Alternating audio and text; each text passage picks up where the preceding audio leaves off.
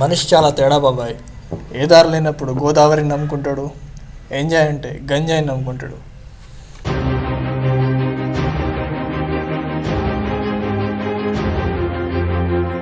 నగరంలో మరో హత్య, సంచలనం రేపుతున్న వరుస హత్యలు.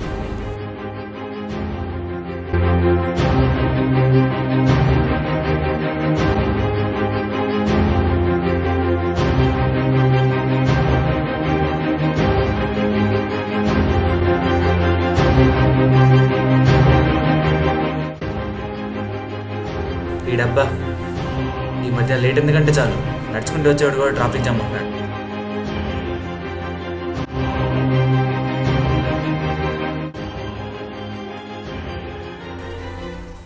సార్ బిస్కెట్ తింటారా?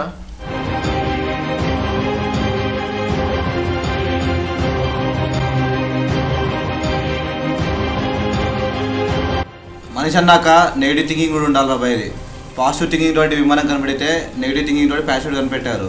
ఈ రెండు అంతే అవసరం లేదు.